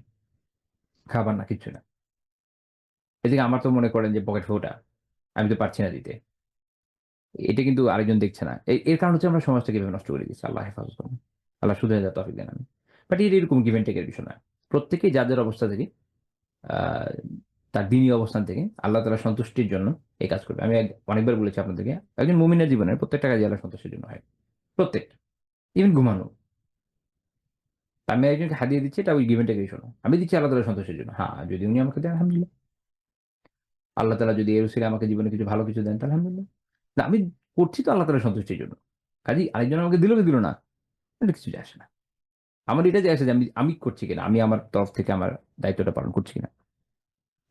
এবং রাসূলুল্লাহ সাল্লাল্লাহু আলাইহি ওয়াসাল্লামের প্রতিবেশী ছিলেন বনু নাজ্জার। আমি এর আগে বলেছিলাম একবার যে উনি বনু নাজ্জারে উনার মায়ের দিক থেকে এরা প্রতিবেশী আত্মীয় হয়। তো তাদের এখানে উনি উঠেছিলেন আবু আইয়ুব আনসারী রাদিয়াল্লাহু আনহু এখানে। তো পরে তো মদিনা মসজিদ ওইখানে বনু নাজ্জারের মহল্লাতেই হয়েছে এবং সেখানে তার বাসা পাশেই ছিল। তো এই বনু নাজ্জার যারা তার প্রতিবেশী ছিলেন তারা আল্লাহ রাসূলকে নিয়ে অত্যন্ত গর্বিত ছিলেন এবং তিনিও তাদের ভালোবাসতেন। আনাস রাদিয়াল্লাহু আনহু বর্ণনা করেছেন যে একবার রাসূলুল্লাহ সাল্লাল্লাহু আলাইহি ওয়াসাল্লাম তাদেরকে নিয়ে মদিনাতে এখান থেকে যাচ্ছিলেন। তখন এক পর্যায়ে বনু নাজ্জারের যারা আ বালিকা, অল্প বয়সী বাচ্চা। তো তাদেরকে দেখলেন যে তারা দুফ, দুফ চেনেন কিনা? দুফ হচ্ছে এক ধরনের বাদ্যযন্ত্র। সেটা হচ্ছে এইরকম, এরকম ধরেন গোল হবে। এখন কি দিয়ে দেখাবো আমার হাতের কাছে এমন কিছু নাই। তো এটার সামনে হচ্ছে একটা পাতলা আবরণের মতো থাকে যেটা এভাবে পিটিয়ে বাজানো যায়। ধরেন আমার মোবাইলের মতোই এভাবে বাজানো যাবে। বাট পিছনটা একদম ওই জাস্ট এইটুকুই। এরপর আর কিছু নাই আসলে। মানে পিছনে বাতাস চালানোর জন্য বা অন্যান্য সাউন্ড তৈরি করার জন্য যা থাকা লাগে এগুলো এমন কিছু নাই। তো একটু ধপ সাউন্ড হয়। বা অনেকটা আপনার টেবিলে পেটানোর মতো সাউন্ড। তো এটা এক ধরনের বাদ্যযন্ত্র। এটা হচ্ছে দুফ। আপনারা এমনিতে সার্চ করলে দুফ অনেক রকমের পাবেন। বাট দুফ নামে এখন অনেক কিছু পাওয়া যায় যেগুলো অ্যাকচুয়ালি ওই সঠিকভাবে দুফ না। এটা একটা একমাত্র বাদ্যযন্ত্র যেটাতে শরিয়া ছাড় দেয়। যে এটা বাজানো জায়েজ আছে। তো কখন জায়েজ এটা আমি পরে বলব ইনশাআল্লাহ। কিন্তু তারা এটা বাজিয়ে বলছেন যে নাহনু জিওয়ারি মিন বানি নাজ্জার। আমরা তো বনু নাজ্জারের তাদের যে বালিকার দল ইয়াহাব্বাতা মুহাম্মদ মিন জার। এটা কত খুশনসিবের বিষয় যে রাসূলুল্লাহ সাল্লাল্লাহু আলাইহি ওয়াসাল্লাম আমাদের প্রতিবেশী। হ্যাঁ, তারা এত ভালোবাসতেন। আল্লাহ রাসূল কি বলেন? যে আল্লাহু ইয়ালামু ইন্নী লা উহিব্বুকুম। আল্লাহ তাআলা জানেন যে আমি তোমাদেরকে ভালোবাসি। আমি তোমাকে অবশ্যই ভালোবাসি। আল্লাহ রাসূল তাদেরকে ভালোবাসেন। প্রতিবেশীকে ভালোবাসেন। আমাদের মধ্যে ভালোবাসা আছে কিনা? That's the point. থাকার জন্য থাকি। ভালোবাসাটা কই? প্রতিবেশীর প্রতি ভালোবাসা আছে ভালোবাসা হয়। হয়। এ অবৈধভাবে যাতে হয় এটা তো আপনারা জানেন। কিন্তু অ্যাকচুয়ালি প্রতিবেশীর যে একটা ভালোবাসা যে আমার প্রতিবেশী আমি তাদের ভালোবাসি, আমি তাদের কল্যাণ চাই। এই রিলেশনটা নাই। একদম হাওয়া হয়ে গেছে আমাদের থেকে। নাই, আসলেই নাই। খুঁজে দেখেন আর কি। তো এই হাদিস সুনান ইবনে মাজাহর ১৮৯৯ নম্বর হাদিস শেখ আলবানী রাহিমাহুল্লাহ সনদকে সহিহ বলেছেন। যেহেতু দুফের আলোচনা আসছে এটা একটু বলে দেওয়া উচিত। যে দুফ এর বিষয়ে মূল বিধান হচ্ছে এটা যে দুফ আ উম নিকাহের ক্ষেত্রে মানে বিয়ের যে ওয়ালিমার অনুষ্ঠান এই জায়গাতে ধূপ বাজানোকে শরিয়া বৈধ করেছে। মানে ধূপ এটা বৈধ। এটা মুবাহ এবং এটা পুরুষ হোক বা নারী, ওটা কোনো আলিমের মত হচ্ছে শুধু নারীরা বাজাতে পারবে বা ছোট বালিকারা বাজাতে পারবে। বাট এই যে ইমাম বুহুতি রাহিমাহুল্লাহ বলছেন যে সাওয়াউন কানা দারিব রাজুলান আও ইমরাআ, এটা পুরুষ হোক নারী হোক বাজাতে পারবে। কোথায়? বিয়ের অনুষ্ঠানে। কারণ আহমদ রাহিমাহুল্লাহ এরকম মত দিয়েছেন। আর কোনো আলিম যেটা বলেছেন যে তারা এরকম মনে করেছেন যেটা পুরুষের জন্য আসলে মাকরুহ। কিন্তু যেই রেওয়ায়াত গুলো আছে এটা থেকে এরকম মনে করার একটা সুযোগও আছে। তো আলিমদের ২ টা দলই এখানে স্ট্রং অবস্থানে রাখেন। আ কিন্তু এই বিষয়ে উভয় একমত যে এটা কোথায় হবে? নিকাহের ক্ষেত্রে। যখন বিয়ে, কারণ বিয়ের ক্ষেত্রে এটা প্রচার করাটা এটা মাসনুন আমল, যে বিয়ে হচ্ছে এই জায়গায়, মানুষজন জানে। তো ওই সময় মানুষ দুফ বাজায় এবং এটা শুধু এই সময় বাজাবে। এজন্য ইবনে কুদামা রাহিমাহুল্লাহ বলছেন যে আন্নাহু মাকরুহুন ফি গায়রি নিকাহ। বিয়ে ছাড়া অন্য সময় দুফ বাজানোটা মাকরুহ। শুধু বিয়ের সময় বানাবে। এখন এইটা একাধিক রেওয়ায়াতের মধ্যে সমন্বয়টা আসলো কিভাবে? আসলো ওমর রাদিয়াল্লাহু আনহুর আমলের মাধ্যমে। কারণ তো খলিফা ছিলেন। উনি যে আমল করেছেন উনারা অ্যাকসেপ্ট করেছেন এবং আমরা জানি যে আল্লাহ রাসূল আমাদেরকে জানিয়ে দিয়েছেন যে তামাসসুকু সুন্নাতুল খুলাফায়ে রাশিদিন আল মাহদিয়িন মিন বা'দি। আমার সুন্নাহ এবং আমার যে খোলাফায়ে রাশিদ আমার পরে আসবে তাদের সুন্নাহকে আঁকড়ে ধরো। তো উনাদের সুন্নাহ হচ্ছে এটা আমরা জানলাম। সেটা হচ্ছে কি ওমর রাদিয়াল্লাহু তাআলা আনহু যখন কোথাও দুফ এর আওয়াজ শুনতেন উনি এটা খুঁজতে পাঠাতেন যে এটা কি? যদি দেখেন যে ওলিমা হচ্ছে তাও ছেড়ে দিতেন। ঠিক আছে, ওলিমা হবে। কিন্তু এছাড়া অন্য জায়গায় হলে উনি উনার বিখ্যাত দুররা, উনার বিখ্যাত চাবুক বের হয়ে ফেলতেন। অর্থাৎ এটা উনি বৈধ মনে করতেন না। এবং এটা হচ্ছে উনার আমল। এটা থেকে আমরা উলামায়ে কেরাম ইবনে কুদামা রাহিমাহুল্লাহ করছেন যে এখান থেকে এই মাসআলা বের হচ্ছে যে নিকাহ ছাড়া অন্যান্য সময় দুব বাজানোটা এটা মাকরুহ। নিকাহের সময় বাজাবে এবং এটার একটা শারঈ কারণ আছে, সেটা হচ্ছে এই, খুব ভালো হয় যদি ওই সময় ছোট, ছোট বাচ্চা মেয়েরা বাজায় বা যদি কোনো কারণে পুরুষরাও বাজে হতে পারে। এর বাইরে না। এখানে এর মধ্যে থাকবে। তো এই গেল আমাদের আলোচনা। তা এবং তার প্রতিবেশীরা তাকে এই বিভিন্ন ধরনের খাবারে হাদিয়া দিতেন। আপনার একটা বিখ্যাত হাদিস জানেন, সহিহ বুখারী হাদিস ২৫৬৭ নম্বর হাদিস, যে আয়েশা রাদিয়াল্লাহু আনহা একবার বলেছিলেন যে আম আ ২ মাসে ৩-৪ চলে যেত। কিন্তু দেখা যেত আমার এখানে এম খেজুর এবং পানি ছাড়া আর কিছু আমাদের ঘরে খাবার হতো না। আমি সংক্ষেপে বললাম। পুরো হাদিসটি আরেকটু বড়। তো ওই হাদিসের পরে একটা অংশ আছে। সেটা হচ্ছে এটা তো উনি উনার বোন ছিল অরওয়া রাহিমাহুল্লাহ তাআলা উনাকে বলছিলেন। তো তখন উনি কথা প্রসঙ্গে এটাও বলেছেন যে ইল্লা, তবে আন্নাহু ক্বাদ কানা লিরাসূলিল্লাহি সাল্লাল্লাহু আলাইহি ওয়াসাল্লাম জিরানুন মিনাল আনসার। তবে আল্লাহ রাসূলের আনসারী কিছু প্রতিবেশী ছিলেন। কানাত লাহুম মানাইহ, তাদের মানাইহ ছিল। এটাকে আমি ব্যাখ্যা করব। ওয়া কানু ইয়ামনাহুনা রাসূলাল্লাহি সাল্লাল্লাহু আলাইহি ওয়াসাল্লাম মিন আলবানিহিম ফায়াসকিনা। তো তারা তাদের যে দুধ সেটা ওখান থেকে, মানাইহ থেকে যে তাদের দুধ, এটা রাসূলকে দিতেন। ওখান থেকে আমরা পান করতাম। অর্থাৎ আমাদের এই অভাবের অবস্থা ছিল এই সময়। আমি মনে হয় এর আগে ব্যাখ্যা করেছি যে একটা সময় ছিল রাসূলুল্লাহ সাল্লাল্লাহু আলাইহি ওয়াসাল্লামের শুরুর দিকটায়, যখন তাদের, শুধু তার না পুরো মদিনাবাসীতে যারা ছিলেন প্রত্যেকের আর্থিক অবস্থা বেশ ক্রিটিক্যাল ছিল। তারপর যখন আল্লাহ তাআলা একের পর এক বিজয় দিলেন, আ আলহামদুলিল্লাহ আল্লাহ তাআলার কাছে, আল্লাহ তাআলার মেহেরবানিতে তাদের অনেক রিজিকের ব্যবস্থা হলো। তখন এই অবস্থাটা কেটে গিয়েছে। কিন্তু শুরুর অবস্থাটা ছিল এরকম। এবং ওই সময় তাদের এই অভাবের মধ্যেও দেখেন সাহাবীরাও, পাশে যারা আছেন তারাও যে অভাব থেকে বাইরে এরকম তো না। তো তারা আল্লাহ রাসূলকে প্রাধান্য দিচ্ছেন এবং এই হিসাবে এক তো আল্লাহ রাসূল, দ্বিতীয় কি প্রতিবেশী, এবং তাদেরকে তাদের এই দুধ দিচ্ছেন খাওয়ার জন্য। আচ্ছা, এখন একটু ব্যাখ্যা করি যে এই যে মানাহ, এটা কি যে মানিহা বলে, এটা হলো এই আবু উবাইদা রাহিমাহুল্লাহ ব্যাখ্যা করছেন সেটা এক ধরনের উট হয় বা আম বকরি হয়। উট বকরি। এটা করে কি, মনে করেন আমার একটা উট আছে বা বকরি আছে। আমি এটা আপনাকে হাদিয়া দিলাম সাময়িক সময়ের জন্য। যে তুমি এটা ১ মাস তোমার কাছে রাখো। এটা তোমাকে হাদিয়া। এটা আমি ১ মাস পরে নিয়ে নিব। এর ভিতরে এর যে এর যে দুধ আছে তুমি খাও, এর পশম থেকে উপকার নাও বা যদি কোন বাচ্চা-কাচ্চা রেখে দাও, সমস্যা নেই। মানে এগুলো তোমার জন্য হাদিয়া। কিন্তু আমার তো উটটা আমি তোমার স্থায়ী দিতে পারব না বা ছাগলটা স্থায়ী দিতে পারব না। ওইটা আমার জন্য টাফ মনে করেন। কিন্তু তারপর আমি তোমাকে একটা উপকার করতেছি। কি, আমি তোমাকে হাদিয়া দিচ্ছি হচ্ছে, মনে করেন এই ১ মাসের জন্য এই ছাগলের দুধ তোমার জন্য হাদিয়া। তো তোমার কাছে থাকুক, ওখান থেকে তুমি এই ছাগলের দুধ খাও। তোমার কাছে থাকুক, তুমি এর মধ্যে থেকে এই পশম নাও বা বাচ্চা হলে রেখে দাও। এ এটা হচ্ছে মানিহার। তো তাদের নিজেদের কিন্তু না। তারা এরকম মানিহার, যে পশু তাদের কাছে আছে, যেটা দিয়ে উনি হয়তো নিজে উপকৃত হচ্ছেন, ওনার নিজেরও না আরেকজন দিয়েছেন। সেখান থেকেও তিনি আল্লাহ রাসূল সাল্লাল্লাহু আলাইহি ওয়াসাল্লামকে পাঠাচ্ছেন প্রতিবেশী হিসেবে, যেহেতু তিনি জানছেন যে তার ঘরে খাবার কিছু নেই। সুবহানাল্লাহ। এই যে একটা চিন্তা, এটা অসাধারণ একটা ব্যাপার। মানে সবসময় যে আরেকজনকে দেওয়ার জন্য নিজের অনেক ধনী হওয়া লাগে এরকম না। একটা বড় মন থাকা লাগে। ওইটারই অভাব। যে কারণে আমরা হয়তো পারছি না। আল্লাহ মাফ করেন। আম আ এছাড়া আল্লাহ রাসূল সাল্লাল্লাহু আলাইহি ওয়াসাল্লাম কিছু মুহাজির প্রতিবেশীও ছিলেন। সব যে আনসার এরকম না। যেমন আবু বকর, আলী, আব্বাস রাদিয়াল্লাহু আনহুম। উনারা গ্র্যাজুয়ালি উনার আশেপাশে প্রতিবেশী হয়েছে। আম আর মক্কার প্রতিবেশীর বিষয়ে আমি বলেছি যে পরে বলব। তো মক্কার প্রতিবেশী তারা যারা ছিলেন, উনারা অ্যাকচুয়ালি সেভাবে সুবিধার ছিলেন না। যারা বিশেষ করে একজন একজন ইসলাম কবুল করার তৌফিক পেয়েছেন আলহামদুলিল্লাহ। বাকি যারা ছিল, এরা প্রত্যেকেই ছিল আপনার কাফেরদের মধ্যে তাকে কষ্টদানকারীদের মধ্যে পড়ে। ইবনে ইসহাক রাহিমাহুল্লাহ তাআলা বর্ণনা করছেন যে যারা আল্লাহ রাসূল সাল্লাল্লাহু আলাইহি ওয়াসাল্লামের বাসার আশেপাশে থেকে তাকে কষ্ট দিত, তাকে কে ছিল? অর্থাৎ তার প্রতিবেশী কিন্তু এরা। আবু লাহাব, আল হাকাম বিন আস বিন উমাইয়া, উকবা বিন আবি মুআইত, তারপর হচ্ছে আপনার আদি বিন হামরা আস-সাকাফি, তারপর হচ্ছে ইবনুল আরদা আল-হুযালি। এরা উনি বলছেন যে ওয়াকানু জিরানা লাম ইসলিম মিনহুম আহাদ ইল্লা আল হাকাম বিন আবিল আস। হাকাম বিন আবিল আস ছাড়া বাকি যতজন ছিল এরা তার প্রতিবেশী, এরা সবাই প্রতিবেশী। হাকাম বিন আবিল আস ছাড়া আর কেউ ইসলাম গ্রহণ করেনি। তো এই যে উনি করেননি, আমি অন্য এক জায়গায় পড়েছিলাম এরকম যে উনি আল্লাহ রাসূলকে কখনো কষ্ট দেননি। তো আলহামদুলিল্লাহ আল্লাহ তাআলা তাকে দিনের জন্য কবুল করেছেন। বাকি যতগুলো নাম বললাম, এরা আল্লাহ রাসূলকে কষ্ট দিয়েছিল। কিরকম কষ্ট? ইবনে সাক রাহিমাহুল্লাহ বর্ণনা করেছেন যে আল্লাহ রাসূল একবার সাল্লাল্লাহু আলাইহি ওয়াসাল্লাম সালাত আদায় করছে। এরা ছাগলের নাড়ি ভুঁড়ি উপর আলিয়াতুল্লাহ উপরে ফেলে দিয়েছে। ভিতরে যে অন্ত্র আছে এটা নিয়ে উপরে ফেলে দিয়েছে। এবং এইভাবে কষ্ট দেওয়ার কারণে আল্লাহ রাসূল একবার এরকম বর্ণনা আছে যে সিরাত ইবনে হিশামে আছে। তো উনি একবার বাইরে বের হয়ে এসে ঘরের দরজায় বলছেন যে, "ইয়া বানি আব্দে মানাফ, হে বনু আব্দে মানাফ, আইয়ু জিওয়ারিন হাযা?" এটা কোন ধরনের প্রতিবেশিত্ব? আর যেভাবে তাকে কষ্ট দিচ্ছিল তারা। লা ইলাহা ইল্লাল্লাহ। আল্লাহুম্মা সাল্লি ওয়া সাল্লিম আলা নাবিয়িনা। তো এই একটা সিচুয়েশন এ তিনি ওই জায়গায় ছিলেন।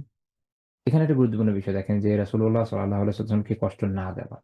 এই যে একটা সহানুভূতিশীল হওয়া, অন্যান্য বদমাইশগুলোর মধ্যে থেকেও নিজেকে এই যে আলাদা রাখা, এটা কিন্তু অনেক সময় আল্লাহ তাআলা পছন্দ করেন।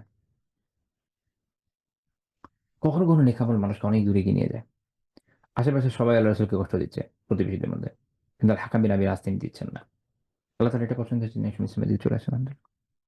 এটা গুরুত্বপূর্ণ বিষয়। এরকম অনেক ঘটনা আপনি আপনার জীবনে বিভিন্ন সময় দেখবেন যে একটা লোক বিভিন্ন ধরনের পাপে আছে। কিন্তু কোন একটা নেক কাজ সে করছে। অনেক সময় আমাদের কাছে বিষয়টা হাস্যকর লাগে যে এত পাপের মধ্যে থেকে তুমি এই নেক কাজ করছো। who knows আল্লাহ তাআলা যদি কবুল করে নেন। যে সে অন্তত এতটুকু করেছে ওকে আমি তাকে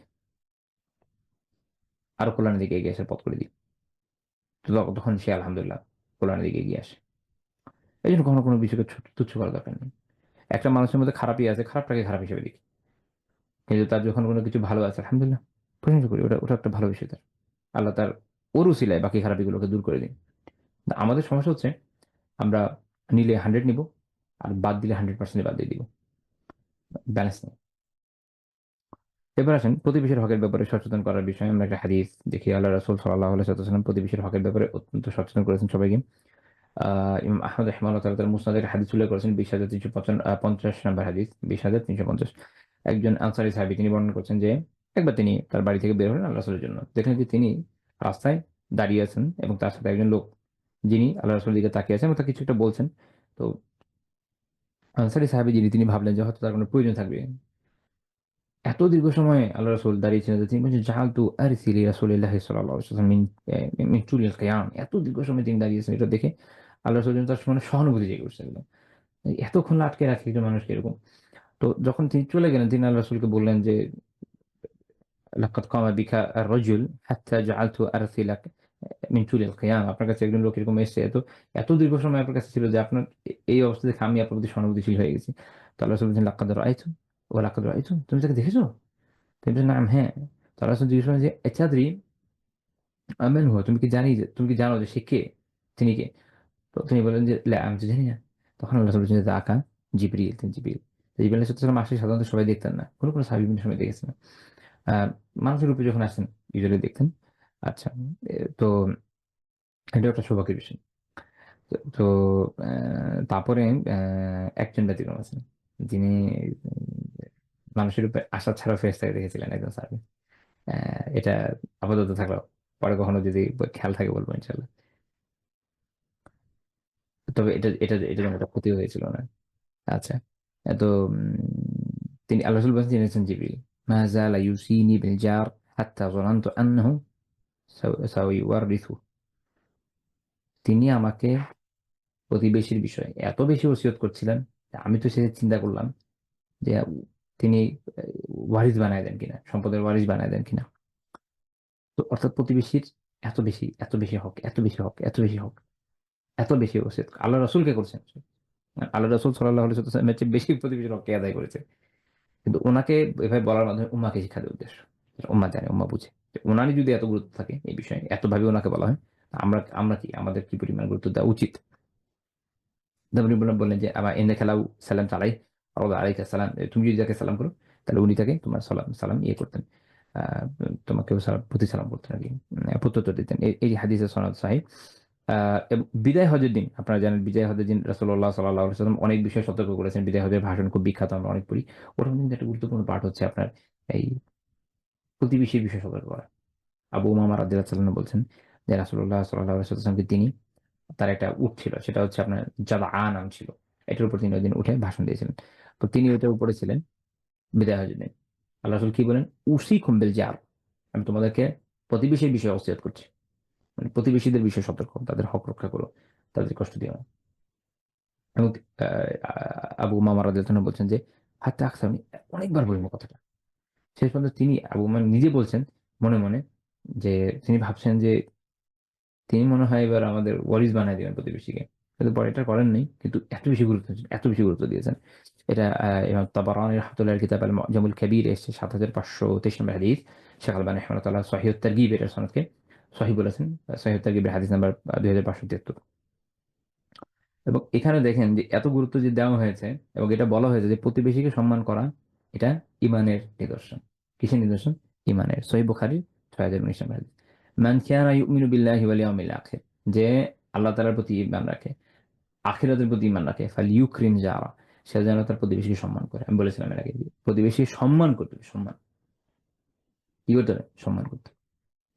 এবং এর ঠিক আগের হাদিসেই আছে যে মান কানা ইউমিনু বিল্লাহি ওয়াল ইয়াউমিল আখির ফালা ইউযি জারা, যে আল্লাহর প্রতি ঈমান আনে, আখিরাতের প্রতি ঈমান আনে, সে যেন প্রতিবেশীকে কষ্ট না দেয়। তাহলে দুইটাই জরুরি, দুইটাই জরুরি। প্রতিবেশীকে ইকরাম করা, প্রতিবেশীকে সম্মান করা এবং তাকে কষ্ট না দেওয়া, দুইটাই জরুরি। তো ইবনে হাজার রাহিমাহুল্লাহ তাআলা ফাথুল বারীতে আবু আবু মুহাম্মদ আবি হামজা রাহিমাহুল্লাহ তাআলার উদ্ধৃতি দিচ্ছেন যে হিফজুল জার মিন কামালিল ঈমান। তো এই যে বলা হচ্ছে, এটা আসলে মূল কথা কি? এটা হচ্ছে যে আপনার ঈমান ক্ষতিগ্রস্ত হয়ে যাবে। আর প্রতিবেশীর অধিকারকে রক্ষা করা, এটা হচ্ছে মিন কামালিল ঈমান, ঈমানের পূর্ণতার নিদর্শন।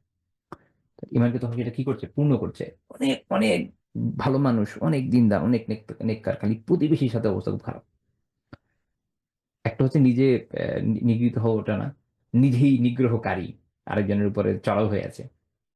এটা তো অনেকেই গল্প বললো, অনেক কিছু অনেক সময় অনেকের থেকে শুনি। তো এইটা, এটা ইমানের পূর্ণতার নিদর্শন এবং অপূর্ণতার নিদর্শন। ইমানের ক্ষতি হচ্ছে। তো প্রতিবেশীর হকগুলোকে রক্ষা করা এটা ইমানের পূর্ণতার নিদর্শন। ওখানে আহলুল জাহিলিয়্যাহ ইউহাফাজুন আলাইহা, এমনকি জাহেলি যুগের মানুষরা এটা রক্ষা করত। তো এখন তাদের সাথে, তাদের প্রতি ইহসান কিভাবে করা যায় তিনি এখন ব্যাখ্যা করছেন। এটা এরকম হতে পারে যে তাদেরকে হাদিয়া দিয়ে, তাদেরকে সালাম দিয়ে, এবং তাদের সাথে যখন দেখা হবে হাস্যোজ্জ্বল মুখে দেখা হওয়া। তারপর হচ্ছে তাদের অবস্থা জিজ্ঞেস করা, কি অবস্থা না অবস্থা কেমন আছে, কোনো কিছু যদি প্রয়োজন পড়ে, কোনো হাজত থাকে, তাদেরকে সাহায্য করা। আমরা যে বলেছি আগে, গিভ অ্যান্ড টেকের মধ্যে পড়ে গেছি।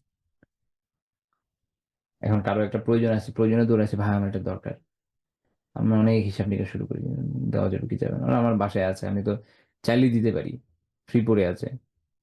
তখন মানুষ অনেক হিসাব নিকাশ করে, দিব না দিব না দিব না দিব না, বিভিন্ন বিষয়। অ্যাজ এ রেজাল্ট আপনার বিপদে আপনি আর প্রতিবেশীকে পান না। হ্যাঁ, হতে পারে যে আপনি অনেক হেল্প করলেন তাও দিল না, সো হোয়াট, আল্লাহর কাছে পাবেন। কিন্তু আপনি যদি না দেন তাহলে আল্লাহর কাছে কি পাচ্ছেন? কিছুই পাচ্ছেন না। আপনি তো দুই দিকে খরচ, দুনিয়া আখেরাত, দুনিয়া এবং আখেরাত দুই দিকে ক্ষতিগ্রস্ত হয়ে গেলেন।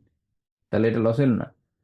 এই হাদিস আতা খরাসান রাহিমাহুল্লাহ রাবি হিসাবে উনি এটা একটা ব্যাখ্যা করেছেন। যদি এটা মারফু হাদিস হিসাবেও বর্ণনা আছে, কিন্তু এটা সহিহ না। আমি এখন যেটা ব্যাখ্যা করবো মারফু হাদিস আসলে না। এই জন্য ইমাম ইবনুর রাজব রাহিমাহুল্লাহ বলছেন যেটা আতা খরাসানের ব্যাখ্যা আসলে। তো সেটা তিনি কি বলছেন? তিনি প্রতিবেশীর হকের বিষয়ে তিনি এটা ব্যাখ্যা করছেন, এটা যে যদি প্রতিবেশী এর মাঝে কি আছে, এই যে তাদেরকে ইকরাম করে, তাদেরকে সাহায্য করার মধ্যে কি পড়ে, তাকে সম্মান করার মধ্যে কি পড়ে। যদি প্রতিবেশী সাহায্য চায়, তাকে সাহায্য করা অবশ্যই বৈধ বিষয়। যদি সে ঋণ চায়, তাকে ঋণ দেওয়া। যদি সে দরিদ্র হয়, যদি সে দরিদ্র হয় তাহলে তাকে দান করা। তাহলে প্রতিবেশী যদি দরিদ্র হয়, তাকে আপনি আর্থিক সাহায্য করবেন। যদি সে ওয়াইদা মারিদা, যদি সে অসুস্থ হয় তাহলে তাকে দেখতে যাওয়া। যদি সম্ভব হয় আপনি সেবা করলেন। এটা হয়তো সবসময় সম্ভব হবে না। এটি দেখে আসলো। যদি তার কোনো খায়ের কোনো কল্যাণ সে লাভ করে তখন তাকে এটার জন্য অভিনন্দন জানানো। যে আমাদের তো ঈর্ষা হয়, ঈর্ষা নয়। আমার জানার দরকার হচ্ছে অভিনন্দন। যদি কোনো বিপদে পড়ে, মুসিবতে পড়ে সান্ত্বনা জানানো। যদি সে মারা যায় তাহলে তার জানাজার অনুসরণ করা। এবং উনি একটা খুব গুরুত্বপূর্ণ কথা বলেছে যে তোমার বাড়িকে এত উঁচা করবা না যে তোমার বাড়ির কারণে প্রতিবেশী ঘরে বাতাসই ঢোকে না। এখন এইটা আপনি ঢাকা শহরে যদি চিন্তা করেন যে অবস্থা, সুবহানাল্লাহ, বাতাস তো বাতাস, সূর্যের আলোই বন্ধ হয়ে গেছে, কি করা। এবং তিনি এটা বলছেন যে তোমার ঘরে রান্নার যে ঘ্রাণ এটাতে প্রতিবেশীকে কষ্ট দিও না যদি না তুমি তাকে কিছু দাও। অর্থাৎ অনেক সময় হয় যে আশেপাশে হয়তো আমার প্রতিবেশী যা আছে যারা অনেক দুর্বল, অনেক অনেক দরিদ্র। এখন আপনি কয়েকদিন পরপরই খালি পোলাও কোরমা করতেছেন, তেহারি করতেছেন, মাশাআল্লাহ। এখন আপনার ঘ্রাণে আরেকজনের বড় হয়ে যাচ্ছে, কিন্তু আপনি কিন্তু তাকে কোনো হারিয়ে দিচ্ছেন না। তো এটা করবা না। হ্যাঁ, আশেপাশে অনেক সময় যেটা হয় যে সবাই সেম প্রায় আলহামদুলিল্লাহ। ইকোনমিক্যালি এও বানায়, ও বানায়। ওটা আলাদা বিষয়। কিন্তু এটা আপনি বুঝতেছেন যে এটা আপনার আশেপাশে যারা আছে তারা দরিদ্র, তারা দুর্বল, তাদের অবশ্যই খারাপ লাগবে। তখন আপনার কাজ হচ্ছে যে তাদেরকে এই কষ্টটা না দেওয়া। এনিহাউ কোনো না কোনোভাবে তো এটা করাই যায়। যদি আপনার সামর্থ্য থাকে আপনি হাতিয়ে দেন। যদি আপনার সামর্থ্য না থাকে, আপনি নিজেই গরিব হন, অনেক কষ্ট করে ১ মাসে এই ১ম কিনেছেন, তো ওটা আলাদা বিষয়। ওটা আলাদা বিষয়। আচ্ছা। তারপর হচ্ছে তিনি বলছেন যে তুমি যদি কোনো ফল কিনো, তাহলে এটা তাদেরকে হারিয়ে দাও। যদি এটা না দাও, তাহলে আম তোমার ঘরে গোপনে প্রবেশ করাও। ফল নিয়ে আসেন, হাদিয়া দেওয়া উচিত প্রতিবেশীকে। এখন আপনি দিচ্ছেন না বা দিতে পারছেন না, আপনার সামর্থ্য কুলাচ্ছে না। এটা গোপনে নিয়ে আসেন। হতে পারে যে তারও অবস্থা এরকম যে সেও পাচ্ছে না। এখন সে দেখছে যে আপনি নিয়ে আসছেন। এখন আপনি যদি এরকম দেখায় সুন্দর মতো ঝুলাইতে নিয়ে আসেন, একদম ট্রান্সপারেন্ট ব্যাগ দিয়ে, তার খারাপ লাগতে পারে। এজন্য চেষ্টা করেন। এগুলো কোনো একদম ইয়ের বিষয় না। মানে এমন না যে আপনি আপনি যদি ট্রান্সপারেন্ট পলিথিনে নিয়ে আসেন এটা আপনার হারাম হয়ে যাচ্ছে, বিষয়টা এরকম না। এটা একটা আদবের বিষয়। এটা একটা উত্তম একটা আখলাকের বিষয়। যে কেন একজনকে কষ্ট দিবেন? আপনি একটা কালার্ড পলিথিনে নেন বা আপনার একটা বাজারে ব্যাগ নিয়ে যান, একটা পাটের ব্যাগ নিয়ে যান, এনিথিং। তার ভিতরে করে নিয়ে যান। মানুষ আশেপাশে দেখছে না, তার ওভাবে ইয়ে হচ্ছে না, কষ্ট হচ্ছে না। যে সময় আমাদের দেশের মাংসের দাম অনেক বেশি ছিল, এখন তো আলহামদুলিল্লাহ একটু কমছে। কয়েকদিন আগে দেখলাম যে মাইকিং করে বেড়াচ্ছে মনে হয় ৬৬০, ৬৫০ এরকম কেজি। মাঝখানে তো অনেক বেড়ে গেছিল। এখনো যেটা আছে খুব কম না, বাট আগে থেকে তো আলহামদুলিল্লাহ কম। আই থিংক যে আমার এলাকার বিচারে কম কম বেশি ১০০ টাকা মানে কম হবে। ওই সময় আশেপাশের মানুষ মাংস খান অবশ্যই তার কমে গেছিল প্রচুর। তো আপনি ওই সময় একদম পুরা দেখায় নিয়ে যাচ্ছেন, কয়েক কেজি করে নিয়েছেন। মানুষের মধ্যে এটা খারাপ লাগে। যখন কিনছে আমি পাচ্ছি না। তো একজনের মনে যেন কষ্ট না লাগে, এটার চেষ্টা করা দরকার। একটা একটা ভালো ব্যাগ নিয়েছেন, তার ভিতরে করে নিয়ে আসেন, কোনো সমস্যা। আপনি তো খেতে কেউ সরিয়ে না করে নাই। এমনকি এটা নিয়ে গেলেও আপনি যে একদম কবিরা গুনাহগার হচ্ছেন এরকমও না। বাট আরেকজনকে কষ্ট দেওয়ার কোনো দরকার নেই। তার খারাপ লাগবে। তার মনে একটা আঘাত লাগবে। কি দরকার? এবং তিনি এটা বলছেন যে এই যে গোপনে ফল নিয়ে ঘরে ঢুকবা, তোমার ছেলের হাতে দিয়ে তার আবার বের করে দিও না। লাইক সে হাতে নিয়ে ঘুরে বেড়াচ্ছে সামনে। তখন তো মনে হবে যে আরে ও তো কখন কিনলো, কখন খেলো। তো ওইটা করো না। এর ভিতরে আলাদা খেয়ে ফেলো। আবার অনেক আমি অন্যান্য জায়গায় পড়েছি যে কোনো আলিম এরকম বলেছেন যে আম খোসাগুলা খেয়েছো ভালো কথা, গোপনে নিয়ে খোসাগুলো আবার বাইরে তার সামনে ফেলে দিয়ে এসো না। তখন তার খারাপ লাগবে। যে এত দামি ফল কিনলো, ধরেন মালটা কিনলো বা এনিথিং যেটার দাম বেশি অনেক। আম আরেকজন মনে হয় আমি তো খাই না কত মাস, এটা আমি দেখিনি জীবনে এই অবস্থা। আমার এখন আমার প্রতিবেশী ডেইলি খাচ্ছে, এ হচ্ছে, ওই হচ্ছে। তখন তার মধ্যে একটা মানসিক কষ্ট হয়। তো শারিয়া আমাদেরকে এই শিক্ষা দিচ্ছে যে আমরা একটা মানুষকে হয়তো কষ্ট দিব না। যথাসম্ভব চেষ্টা করবো এইসব বিষয় থেকে প্রতিবেশী থেকে রক্ষা করা। এটা প্রতিবেশীর হকের ভিতরে পড়ে বলে আলিমরা উল্লেখ করছেন। তো আল্লাহ তাআলা আমাদের বিষয়গুলো বোঝার, মানার, আমলের তৌফিক দান করুন, আমিন। এবং নিজেদেরকে উত্তম প্রতিবেশী হয়ে ওঠার তৌফিক দান করুন এবং আমরা যেন আমাদের প্রতিবেশীদেরকে শরিয়া নির্দেশিত পন্থায় তাদের হকগুলো আদায় করতে পারি সে তৌফিক দান করুন, আমিন। সুবহানাকাল্লাহুম্মা ওয়া বিহামদিকা লা ইলাহা ইল্লা আনতা আস্তাগফিরুকা ওয়া আতুবু ইলাইক।